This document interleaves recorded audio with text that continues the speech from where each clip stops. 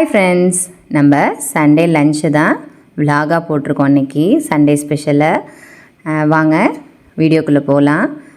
நேற்று எல்லாருமே கொஞ்சம் பிஸியாக இருந்திருப்பீங்க, அதனால் இன்றைக்கி வீடியோ போட்டால் கொஞ்சம் ஃப்ரீ ஆகிட்டு பார்ப்பீங்கன்ட்டு இன்றைக்கி ரிலீஸ் பண்ணியிருக்கேன்.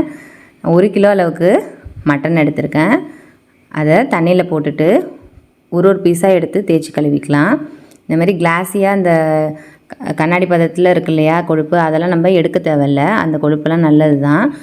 அதில் ஏதாவது முடி ஏதாவது தூசி ஏதாவது இருந்ததுன்னா கையால் தேய்ச்சி கழுவி எடுத்துக்கலாம்.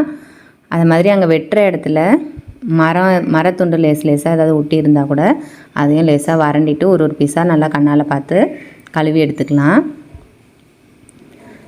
நம்ம பிஞ்சு ஆடாக வாங்கினோம்னா நல்லா வெந்து சூப்பராக இருக்கும் சாப்பிட்றதுக்கு. அது மாதிரி ஆணாடு தான் வாங்கணும். நம்ம பெண்ணாடு வாங்கினோம்னா அந்தளவுக்கு அது வேகாது, அப்படியே அழுத்தமாகவே இருக்கும். அதனால் ஆணாடாகவே வாங்கிக்கணும் நம்ம சமைக்கிறதுக்கு. இப்போ நல்லா கண்ணால் பார்த்துட்டு ஒரு தடவை நல்லா தேய்ச்சி எல்லாத்தையும் கையால் கழுவி எடுத்ததுக்கப்புறம் ஒரு 2-3 தடவை அலசி எடுத்துக்கலாம். ஃபஸ்ட்டு ஒரு தடவை மட்டும் நம்ம ஒரு பீஸாக நல்லா கண்ணால் பார்த்து நல்லா கையால் தேய்ச்சி கழுவிக்கலாம். அடுத்த தடவைலாம் கழுவும்போது நல்லா கையால் பெசரி விட்டு அள்ளி அலசி அள்ளி வச்சுக்கலாம். ரொம்ப நம்ம பார்க்க தேவையில்ல. இது நல்லா அப்படியே தண்ணி விட்டுக்கிட்டே இருக்கும்.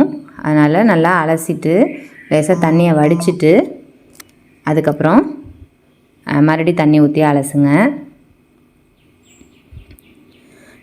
நல்லா மஞ்சத்தூள்லாம் வேணுனாலும் நம்ம போட்டு அலசி எடுத்துக்கலாம். இப்போது அதில் உள்ள ஈரல் கொழுப்பு இதெல்லாம் மட்டும் நம்ம வெளியில் எடுத்து வச்சிடலாம். இதை ஃபஸ்ட்டே போட்டோம்னா நல்லா கரைஞ்சி போயிடும். அதனால் அதை எடுத்து வச்சுட்டு மற்ற கறியெல்லாம் மட்டும் வேக வைக்கலாம். நான் அதுக்கு ஒரு 5 லிட்டர் குக்கர் எடுத்திருக்கேன். அதில் ரொம்ப அதிகமாக எண்ணெய் தேவையில்ல. ஒரு 1.5 டேபிள் ஸ்பூன் அளவுக்கு எண்ணெய் சேர்த்தா போதும். அதில் பட்டை, கிராம்பு, பிரியாணி இலை, கல்பாசி, அன்னாச்சி பூ இதெல்லாம் சேர்த்துக்கலாம்.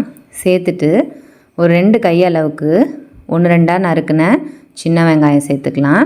சின்ன வெங்காயம் சேர்த்து செய்யும்போது அவ்வளோ சூப்பராக இருக்கும். சின்ன வெங்காயம் இல்லைன்னா பெரிய வெங்காயம் சேர்த்துக்கலாம், ஒன்றும் தப்பு இல்லை. இப்போது ஒரு 2 பழமான தக்காளியை நம்ம மிக்சியில் சேர்த்து அரைச்சி எடுத்துக்கலாம். அரைச்சி சேர்க்கும்போது நல்லா கலர்ஃபுல்லாக இருக்கும். இப்போது இந்த மாதிரி கண்ணாடி பதத்துக்கு வந்தாலே போதும் வெங்காயம். இப்போது நம்ம அரைச்சி வச்சுருக்க தக்காளி பேஸ்ட்டை அது கூட சேர்த்துடலாம். சேர்த்துட்டு நல்லா கலந்து விட்டுடலாம். பச்சை வாசனை போகிற வரைக்கும் நல்லா கலந்து விட்டுடலாம். நல்லா டீப் கலராக கிடைக்கும், டார்க் ரெட்டாக. அது வரைக்கும் நல்லா அப்படியே வதக்கிக்கலாம். இப்போ 1 டேபிள் ஸ்பூன் அளவுக்கு இஞ்சி பூண்டு பேஸ்ட்டு சேர்த்துக்கிறேன். சேர்த்துட்டு அதோடய பச்சை வாசனை போகிற வரைக்கும் நல்லா வதக்கி எடுத்துக்கலாம். நம்ம கறியை சும்மா தண்ணி ஊற்றி வேக வைக்கிறத விட இந்த மாதிரி வெங்காயம், தக்காளி, இஞ்சி பூண்டு பேஸ்ட்லாம் போட்டு நம்ம வேக வைக்கும்போது நல்லா வாசனையாகவும் டேஸ்டியாகவும் இருக்கும். இப்போ நம்ம சுத்தம் பண்ணி வச்ச கறி துண்டு எல்லாத்தையும் கையாலேயே தண்ணியெல்லாம் பிழிஞ்சிட்டு உள்ளே எடுத்து வச்சிடலாம். ஏன்னா தண்ணி விட்டுக்கிட்டே இருக்கும். நம்ம அலசி வச்சதுலேருந்துமே தண்ணி விட்டுக்கிட்டே இருக்கும். அதில் தண்ணி இல்லாமல் ஒட்டை இருத்துட்டு நம்ம எல்லாத்தையும் அதுக்குள்ளே சேர்த்துடலாம். சேர்த்துட்டு நம்ம நல்லா இந்த வெங்காயம், தக்காளி, இஞ்சி பூண்டெல்லாம் இதில் நல்லா கோட்டாகிற அளவுக்கு நல்லா கலந்துக்கலாம். நல்லா வதக்கும் போது நல்லா வாசனை வரும், நல்லா சூப்பராக கலந்துட்டு லேசாக அது தண்ணி விட ஆரம்பிக்கும். அதுக்கப்புறம் நம்ம தண்ணி ஊற்றி வேக வச்சுக்கலாம். அந்த தண்ணியே சுண்டுற வரைக்கும் கூட நல்லா வதக்கிட்டு தண்ணி ஊற்றி வேக வச்சாலும் இன்னும் நல்லா டேஸ்ட்டாக இருக்கும். இது எல்லாத்தையும் நல்லா கலந்துட்டு வேகட்டும், தண்ணி விடட்டும். அது வரைக்கும் வெயிட் பண்ணலாம். இப்போ ஒரு சின்ன நெல்லிக்காய் அளவுக்கு எலுமிச்சை புளி ஊற வச்சுக்கலாம் தண்ணியில். லேசாக தண்ணி விட ஆரம்பிச்சிருக்கு பாருங்கள். இப்போது நம்ம தண்ணி ஊற்றி வேக வச்சுக்கலாம். நம்ம அரிசி களைஞ்ச தண்ணி இருந்ததுன்னா அதை ஊற்றி வேக வச்சோம்னாலும் இன்னும் நல்ல டேஸ்ட்டாக இருக்கும். அப்படி இல்லைன்னா நம்ம சாதாரணமாக தண்ணி ஊற்றியும் நம்ம வேக வைக்கலாம். ரொம்ப நிறையா தண்ணி ஊற்ற தேவையில்ல. அந்த கறி முழுகிற அளவுக்கு நம்ம தண்ணி சேர்த்து வேக வச்சுக்கிட்டாலே போதும். எல்லாத்தையும் தண்ணியெல்லாம் ஊற்றிட்டு நல்லா ஒரு தடவை கலந்து கொடுத்துக்குங்க. கலந்து கொடுத்துட்டு குக்கரை மூடி போட்டு நல்லா கேஸ் வந்ததுக்கப்புறம் வெயிட் போடணும். அப்போ தான் ஏதாவது அடைப்பு இருந்தாலும் அது வெளில வந்துடும். அதுக்கப்புறம் நம்ம வெயிட் போட்டோம்னா நம்மளுக்கு டேஞ்சர் இல்லாமல் இருக்கும். நல்லா குக்கர் வெயிட் போட்டுட்டு ஒரு விசில் ஹையில் வச்சுக்கலாம். அதுக்கப்புறம் மீடியம் ஃப்ளேமுக்கு மாற்றிட்டு மீதி 5 விசில் விட்டுக்கலாம். பிஞ்சு கறியாக இருக்கிறதுனால ஒரு 6 விசிலோடே போதும், நல்லா வெந்து வந்துடும். அப்படி குக்கர் வெயிட் விசில் வராத குக்கராக இருக்குது அப்படின்னா ஒரு 15-20 நிமிஷம் நம்ம மீடியம் ஃப்ளேமில் வச்சு வேக வச்சுக்கலாம். பாருங்கள், நல்லா சூப்பராக கொதித்து நல்லா வெந்து வந்திருக்கு. நம்ம இந்த ஸ்டேஜில் நம்ம வேணால் எடுத்து செக் பண்ணி பார்க்கலாம், நல்லா வெந்துருச்சா இல்லையான்னு சொல்லிட்டு செக் பண்ணி பார்த்துக்கலாம். இப்படியே லேசாக அப்படியே அமுக்கணும்னாலே அப்படியே அழகாக வெந்து வந்துடணும். அதை மாதிரி நல்லா சூப்பராக வெந்து வந்துருச்சுன்னா நம்ம அடுத்தது குழம்புக்கு அரைச்சி ஊற்றிக்கலாம். நான் இதை சூப்புக்கு எடுக்கிறதுனால இந்த வேக வச்ச தண்ணியை கொஞ்சோண்டு நான் சூப்புக்கு எடுத்துக்கிறதுனால நான் மறுபடியும் எக்ஸஸாக தண்ணி ஊற்றுறது, இஞ்சி பூண்டு பேஸ்ட்லாம் போடுறேன். இப்போ அதில் ஒரு 3/4 தண்ணி அளவுக்கு நான் இதில் எடுத்துட்டேன். மீதி இருக்கிற தண்ணி அதிலே இருக்கட்டும். எல்லா தண்ணியும் எடுத்துட்டேன்னா அதனுடைய டேஸ்ட்டு கொஞ்சம் குறைவாக இருக்க மாதிரி ஆகிடும். அதனால் கொஞ்சம் தண்ணி அதிலே இருக்குது. இப்போ நான் மட்டன் வறுவலுக்காக கொஞ்சம் பீசஸ்லாம் எடுத்துக்கிறேன். எலும்பு கறியுமாக தான் எடுத்திருக்கேன். நம்மளோட விருப்பம்தான், வேணால் எலும்பு இல்லாமலேயும் ஃப்ளெஷ்ஷாக மட்டும் எடுத்துக்கிறதுனாலும் அதுலேருந்து பொறுக்கி எடுத்துக்கலாம். நம்ம எடுத்துட்டு அதில் வெங்காயம்லாம் நிறையா தான் நம்ம சேர்த்துருக்கோம் இல்லையா, அதனால் அதுலேருந்து கொஞ்சோண்டு வெங்காயம் சூப்புக்கும் கொஞ்சோண்டு அதில் உள்ள வெங்காயத்தையே கொஞ்சம் வறுவலுக்கும் எடுத்துக்கலாம். இப்போது இந்த சூப்புக்கு தேவையான அளவுக்கு ஒரு 1/2 டீஸ்பூன் அளவுக்கு தூள் உப்பு சேர்த்துக்கிறேன். அப்புறம் 1 டீஸ்பூன் அளவுக்கு மிளகுத்தூள் சேர்த்துக்கிறேன். சேர்த்துட்டு நல்லா ஃப்ரெஷ்ஷான கருவேப்பிலை கொத்தமல்லியை நறுக்கிட்டு அதில் சேர்த்துட்டு நல்லா கலந்து நல்லா சூப் குடிக்கிறதுக்கே அவ்வளோ சூப்பராக இருக்கும். இந்த சூப் வந்து குடிக்கிறதுக்கு தான். நல்லா எலும்புக்கெல்லாம் நம்மளுக்கு ஸ்ட்ரென்த்து. இந்தமாரி மட்டன் சூப்பெல்லாம் குடிக்கும்போது நல்லா வாசனையாகவும் டேஸ்டியாகவும் இருக்கும். எல்லாத்தையும் நறுக்கிட்டு நம்ம அந்த சூப்பில் சேர்த்துட்டு கலந்துட வேண்டியதான். கலந்துட்டு மூடி வச்சுட்டா நல்லா ஃப்ளேவர்ஃபுல்லாக இருக்கும். இந்த சூடோடையே வேணாலும் நம்ம குடிக்கலாம், உடம்புக்கு அவ்வளோ நல்லது. இப்போது நம்ம குழம்பு ரெடி பண்ணிட வேண்டியதான். அடுப்பை பற்ற வச்சுட்டு நம்ம கரைச்சி வச்சுருக்க புளி அதை சேர்த்துட்டு குழம்புக்கு மிளகாய்த்தூள்லாம் சேர்த்துடலாம். குழம்பு மிளகாய்த்தூள் தான் சேர்த்துருக்கேன். ஒரு 2 டேபிள் ஸ்பூன் அளவுக்கு குழம்பு மிளகாய்த்தூள், அப்புறம் 2 டேபிள் ஸ்பூன் அளவுக்கு மல்லித்தூள் சேர்த்துக்கிறேன். காரம்லாம் நம்மளுக்கு தேவைக்கேற்ப அட்ஜஸ்ட் பண்ணிக்கலாம், கூட குறைச்சி. இப்போ நம்ம அந்த கறி வேக வச்ச தண்ணியெல்லாம் நான் எடுத்ததுனால அந்த மசாலாவோட டேஸ்ட்லாம் கொஞ்சம் கம்மியாக இருக்கும். அந்த இஞ்சி பூண்டு வாசனையெல்லாம் கொஞ்சம் குறைவாக இருக்க மாதிரி இருக்கும். அதனால் அதெல்லாம் கொஞ்சம் நம்ம எக்ஸ்ட்ராவாக மறுபடியும் சேர்த்துக்கலாம். தண்ணியும் கொஞ்சம் நம்ம தேவைப்படுறதுனால அரிசி களைஞ்ச தண்ணியை அதில் கொஞ்சமாக சேர்த்துக்கலாம். ரொம்ப அதிகமாக நம்ம சேர்க்கணுன்னு இல்லை, ஏன்னா ரொம்ப சேர்த்தோம்னா தண்ணியாக போயிடும். இப்போது நம்ம 1/2 டேபிள் ஸ்பூன் அளவுக்கு கல் உப்பு சேர்த்துக்கிறேன். உப்பும் உங்கள் டேஸ்ட்டுக்கு ஏற்ற மாதிரி அட்ஜஸ்ட் பண்ணிக்கோங்க. இந்த ஈரல் கொழுப்பெல்லாம் நம்ம எடுத்து வச்சோம் இல்லையா, அதையும் அது கூட சேர்த்துக்கலாம்.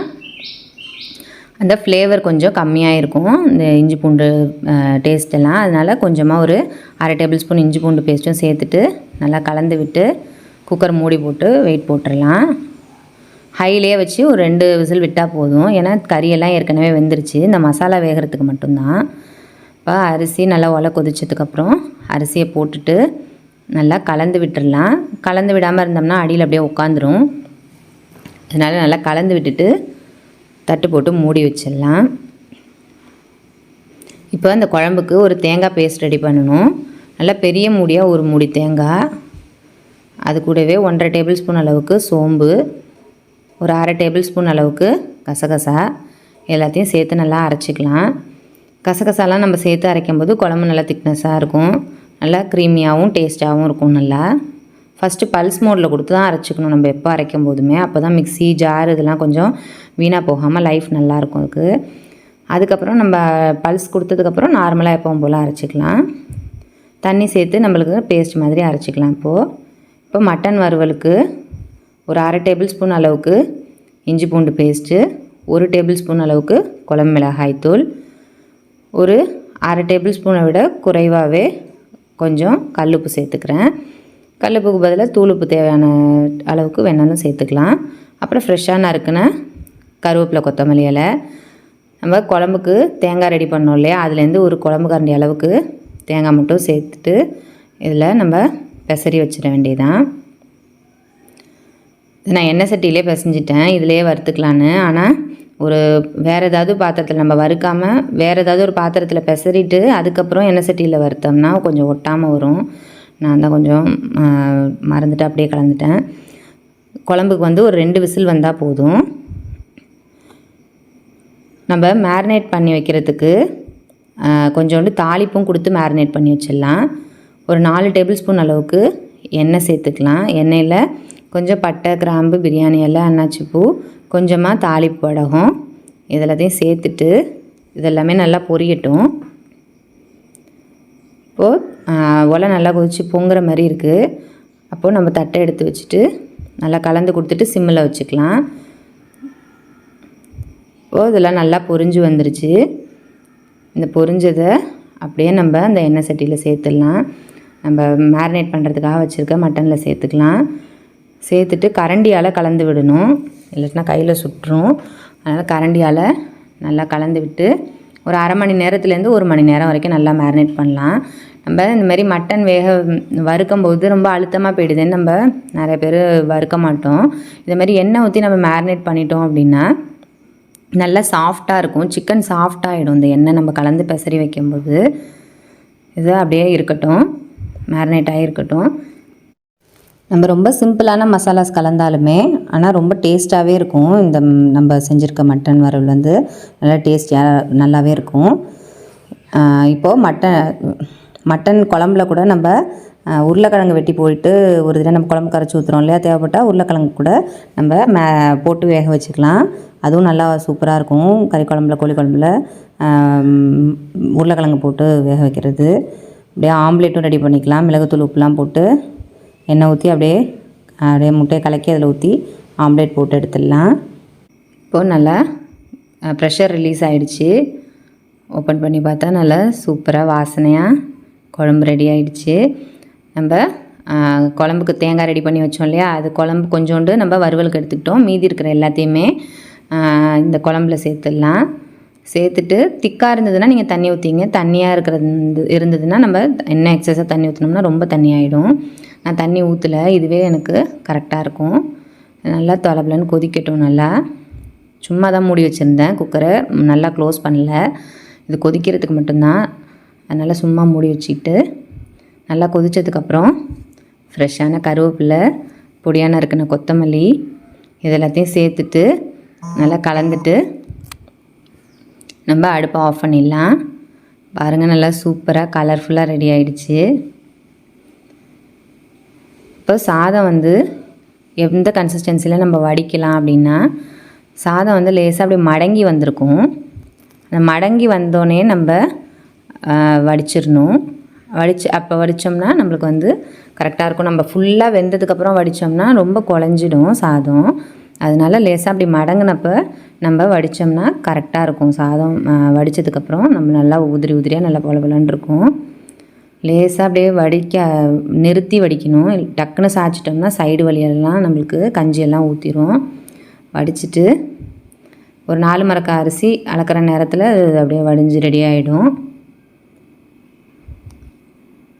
பாருங்கள் எப்படி பொலன்னு இருக்குன்னு உதுத்து காமிக்கிறேன் பாருங்கள். நல்லா பொலன்னு ரெடி ஆகிடுச்சு. இப்போது நம்ம மட்டனும் நல்லா மேரினேட் பண்ணி வச்சாச்சு. ஒரு அரை மணி நேரத்துக்கு மேலே ஆகிடுச்சு. எல்லாத்தையும் நல்லா கலந்து கொடுத்துட்டு நம்ம வறுத்து எடுத்துட வேண்டியதான். நம்ம ஏற்கனவே ஃபஸ்ட்டு எண்ணெய் தாளித்து ஊற்றணும் இல்லையா, அந்த எண்ணெயே இது ஃபுல் ப்ராசஸ்க்குமே போதும். நம்ம வேறு ஒரு பாத்திரத்தில் இதெல்லாம் பெசறிட்டு எண்ணெய் சட்டியில் மறுபடியும் வறுத்தோம்னா கரெக்டாக இருக்கும். இல்லாட்டினா இந்த மாதிரி தான் ஒட்டும் கொஞ்சம். நான் தான் மறந்துட்டு அப்படியே அதிலே பெசரி வச்சுட்டேன். நல்லா மூடி வச்சுட்டு சிம்மில் வச்சு பரட்டி விட வேண்டியதான். நம்ம ஏற்கனவே வெந்தது தான் மட்டனு. நம்மளுக்கு அந்த மசாலாஸ் மட்டும் நல்லா வேகணும், குக்காகி நல்லா ரோஸ்ட் ஆகி நல்லா கொஞ்சம் அந்த மேலே எல்லாம் நல்லா டார்க் கலரில் வந்ததுன்னா நல்லா நம்ம ரெடி ஆகிடுச்சு. நம்மளுக்கு அப்பப்போ கலந்து விட்டு பரட்டி விடுங்க. ஏன்னா தேங்காய் போட்டிருக்கிறதுனாலையும் நல்லா ஒட்ட ஆரம்பிக்கும். அதனால் நல்லா அந்த மசாலாஸ்லாம் நல்லா ட்ரை ஆகிற வரைக்கும் நல்லா கலந்து விட்டு நம்ம வேக வச்சுக்கலாம். ஃபஸ்ட்டு ஒரு 2 தடவை மட்டும் திருப்பி விட்டு மூடி வச்சு வேக வைக்கலாம். அதுக்கப்புறம் நம்ம ஓப்பன்லேயே வேக வச்சாலே நல்லா அதெல்லாம் நல்லா ரோஸ்ட் ஆகி வரும். அதில் எண்ணெய் நிறையாவே இருக்குது, நல்லா தெரியுது பாருங்கள் நடுவுலலாம். இது மாதிரி நல்லா டார்க்காக கோல்டன் கலரில் வந்ததுக்கப்புறம் நம்ம ஆஃப் பண்ணிக்க வேண்டியதான். நல்லா சூப்பரான சாஃப்டான மட்டன் ரெடி. நம்மளோட லஞ்ச் vlog உங்களுக்கு ரொம்ப பிடிச்சிருந்ததா நம்ம சேனலை மறக்காமல் சப்ஸ்கிரைப் பண்ணிக்கோங்க.